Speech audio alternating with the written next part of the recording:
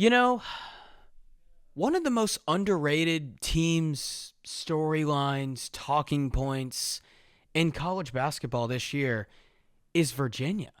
Like maybe it's just me, but I feel like nobody is talking about what Virginia has done this year.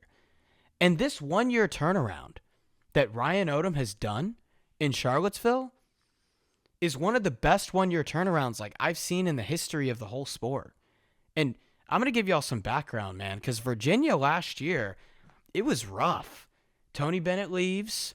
They were 15-17, leaves. This roster is entirely new. I'll put it like this. Ryan Odom, when he left VCU for Virginia, he didn't necessarily get a home-cooked meal. He had to start everything from scratch. Not a single guy playing more than 10 minutes per game for Virginia this year played for UVA last year. Every single guy that they have that's playing meaningful minutes is new.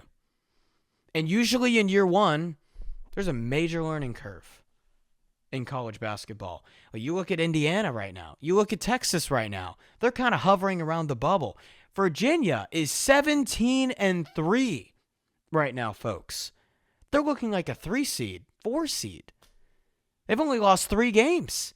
And it just kind of gets crazier once you look at where Ryan Odom found these guys. So of the 9 guys in their rotation, okay, only 2 of them had experience playing Power 5 college basketball before this year. You look at some of these guys like DeRitter, freshman from Germany, Malik Thomas, San Francisco, Chance Mallory, freshman from Charlottesville, Jakari White, North Dakota State, Dalen Hall, BYU, Devon Tillis, you guys can correct me in the comments, UC Irvine, Sam Lewis, Toledo, and then the 2 big men, one of them's an international freshman, and the other one is from Kansas State. So this talent evaluation is off the charts. They're not necessarily plucking misused 4 and 5 stars from Duke or, UNC. Like, these guys were found with intentional scouting. So I would love to know what Ryan Odom is doing. What is he doing that's so different from the rest of the country right now? And it's clear he did an amazing job with the fit as well. Like, Virginia's one of the best 2-point scoring teams in college basketball. Why? Why are they? Well, Ryan Odom loves him some pick and pop. Virginia runs tons of pick and pop. Like when I watched him against Pitt, that was very obvious. On Yesu, he even had draining threes. DeRitter, obviously.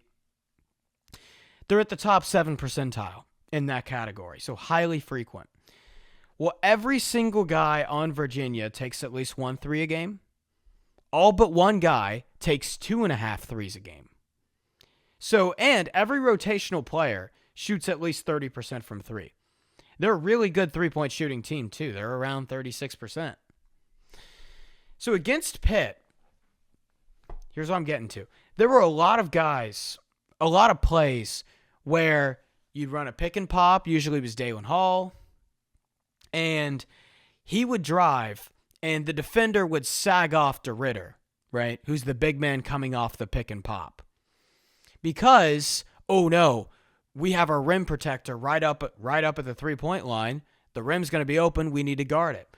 All of a sudden, DeRitter gets open, drains threes.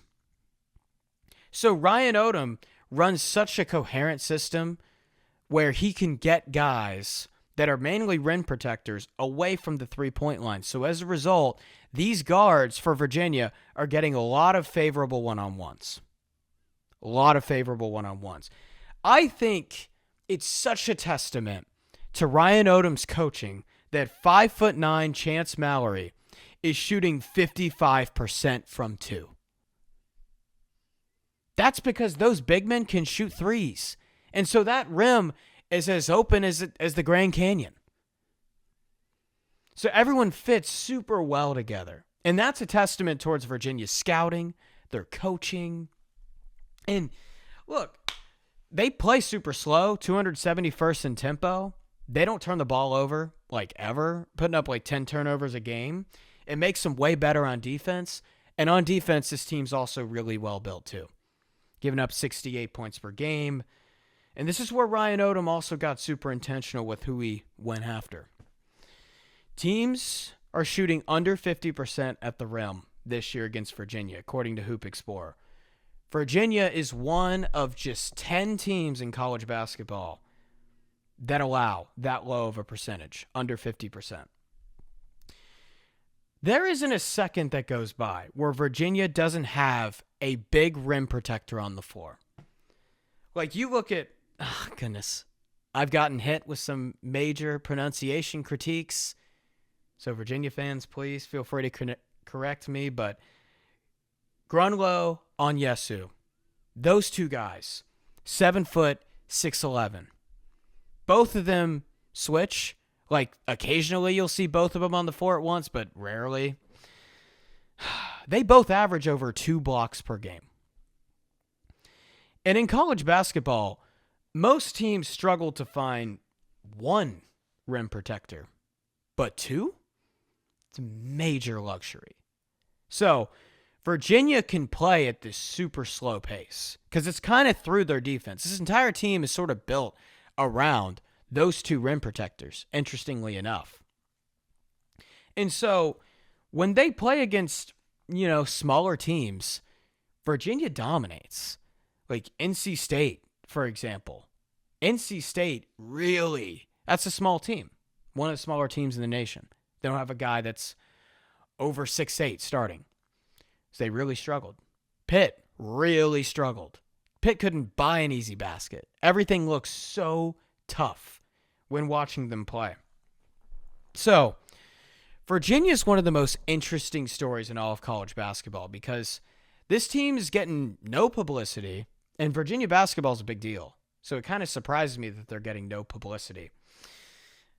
The climb, the mountain that Ryan Odom had to climb to get Virginia here is wild. And he climbed it way faster than anyone ever thought he would have. Look, Virginia's really good this year. They're super balanced. They can win games in multiple ways. They've got great score. Like Malik Thomas is a stud. I didn't even talk about him. Defensively, they're great too. But I think we haven't even come close to seeing the peak for Virginia in the Ryan Odom era.